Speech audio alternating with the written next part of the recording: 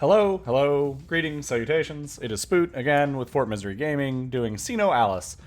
So we've probably got the Invaders banner coming on Thursday, since it did not drop yesterday. I think the 17th? Yeah, I think the 17th was always kind of the way it was going. So, we have Space Invaders coming out, significantly earlier than it did in JP, given we still don't have Dorothy back. So we can touch these up, kind of take a look at them. I'll show you the characters, the stats. I'm going to preface this right up the bat. Unless you're really going deep on Paladin, and even then, this is probably a skip. Unless you're a waifu collector, in which case, I get it. I understand. So Kaguya is up first, and for that sole reason, I understand. There are costume changes, but they don't show up until later. So they do have two styles for the outfit. One is white with kind of a purple bluish trim, and the other one is the purple bluish trim, or the purple bluish suit with a white trim. The cool thing about the outfits, though, is like you get to see like the Space Invaders tattoos, and there's like the little 8-bit, well, not even barely 8-bit graphics on them. So the actual design of everything in this outfit's cool. Plus the little Space Invaders earrings are pretty sweet. Like, those are cute. So Kaguya is the cleric for this banner. She actually has okay stats. She's a hunter across the board. The downside being is you pretty much don't want to Arcana her. She just gives you a crap ton of HP. So whenever you're going to be using that in the rear guard, someone tell me and I will make sure I have more. But until then, good design. I like the staff. So we're going into the weapon, the Invader Staff of Suffering, or Masochism, was what I believe what it will be swapped to in English, since that's her thing.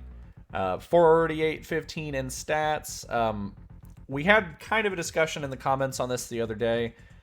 Most staves and support items tend to be heavy on attack stats, with a couple of exceptions, not many, even though that they don't use that stat to heal. So in this case, like, you're about 500, 600 down on both for the healing stat, which is the norm. I just want to point out sort of how frustrating that is, because, like, if you were trying to be the best healer you could be, you would think that the game would reward the items that need stats with the stats they need, either by normalizing all four of these or giving the defensive stats a slight bump. Same thing for minstrels and sorks if you're trying to debuff defense or go into that sort of specialization, because we've considered thinking about swapping one to an all offensive minstrel and one to an all defensive minstrel, but your stats would suffer significantly, so the defensive minstrel wouldn't be able to put out quite the same output. Mostly because the stats are lopsided. So it's just a frustration of mine, just so everybody hears that out loud. There just needs to be a more logical application of stats. It just doesn't make a whole lot of sense to base a weapon off of a stat that you barely get on the weapon you're pulling. So it's a up to 2-person target. Tier 3 increases magical attack by a small amount. That's whatever. Colo skill is fixed chance to increase magic attack of one ally in the vanguard. It's okay. Like, if you really like Kaguya, like, go to town. I don't really recommend pulling on this one. Like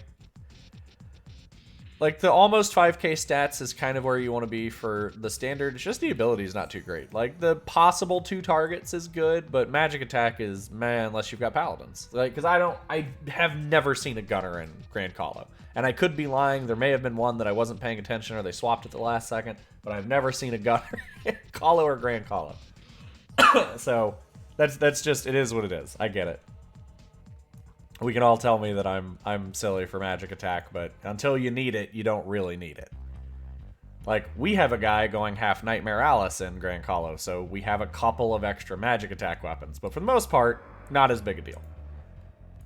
3 little pigs. They are the paladin in this one. All of their weapons are food-based. You have the fork, the spoon, the knife. It's adorable. Their outfits are pretty much the same thing. It's their primary color swapped with the trim. So, like, regularly they have black suits with their color as the trim. And then there is white with the color of their trim, which is kind of cool. I'm trying to see if there are... So they all have Space Invader earrings or hairpins, and there's like a couple of Space Invaders cookies in the in the basket, which is pretty cute. Now for Paladin, pre-Arcana you get 300 magical attack, which is a lot. And then post-Arcana, you get 400 more. If you're a Paladin looking at this banner, this might be okay. That's a lot of magic attack. Like, a ridiculous amount of magic attack. That is very impressive.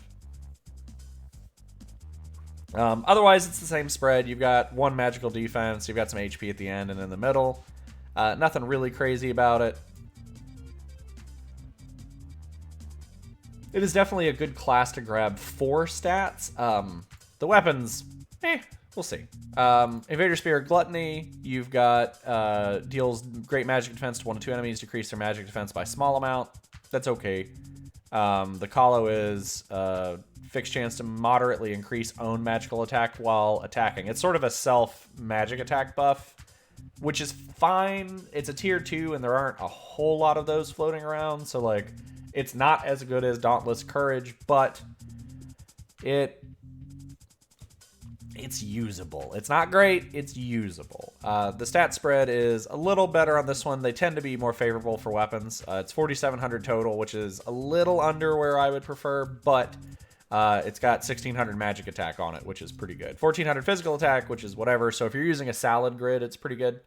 It doesn't, it's pretty even keel across it. But for the most part, consider possibly running for the class in the Invaders one. Like, the Kaguya staff is okay. Her stats are kind of mediocre. Like, unless you're a Vanguard that gets her, in which case all that extra HP is pretty good. Like, that's 400, 500, 600 extra HP out of the gate, which is high. But for Paladins, the class is more useful than the weapon, but the weapon's okay. It's not a bad weapon. And then we have the Invaders Sword. It's got just shy of 5150. It's got a lot of physical attack on it. It's got a tier 3 2 debuff. And it also has a fixed chance to reduce physical and magic attack when attacking. So it's kind of got two-stage debuffs on it, which is kind of interesting. I actually like this weapon. It takes we have our Paladin Rooks is actually like usually either 5th or 6th in debuffs, just because almost every one of his weapons that don't have Dauntless Courage have some kind of debuff on them, and even some of them that do have Dauntless Courage have some kind of debuff on them. So he ends up doing a lot of pulling for debuffing. So I think there is some value to having debuff-focused weapons if you don't have Dauntless Courage. It makes like the buff weapons I'm less a fan of, but the debuff weapons I actually like a lot. Because Sorks are either, in our experience, our Sorks are good, and most of the enemy Sorks we've seen are either on par with us or slightly better. But we've never seen that, like, outstanding Sork, like the guy who just blows everybody out of the water. We've seen it in Minstrels and we've seen it in Clerics, but we've never really seen it in Sorks. I think we've had one that did like 20% over us, which was pretty impressive, but nobody where we looked at the numbers and just said, wow, there was no chance against that guy. Minstrels, we've seen it. Like, I've posted 400k on an enemy. We've seen 600k out of an enemy Minstrel. Like, there's a lot that goes into it. Like, it's I'm a little more split between physical attack and defense now, so I'm not posting as high in one realm, but when I was almost all defensive, I could post up 380, 400 every other match, which was a lot. So I actually like debuff weapons. People can yell at me for this or disagree or whatever, but it makes your Sork's job slightly easier because there might be somebody who they can't focus down because there are other threats going on. Because you always add AoE. but there might be that like 160k breaker that is just tearing your shit apart. So occasionally, because you can't target it, but if they're focusing him down for DPS and you've got a couple of debuff weapons, it sort of neutralizes him a little. Like, I'm not going to say it takes the teeth out of the fighter, but it takes a little bit of the edge off, just because your sorcerers don't have to work quite as hard across the board. Is this a great plan? Probably not. Don't follow me for that kind of advice. This is more just a thought exercise for me. I really like debuff weapons. Also, the broken apart alien on the sword is like cool as shit. Like, it's all in pieces, sort of spiraled up around it. Like, that's just cool.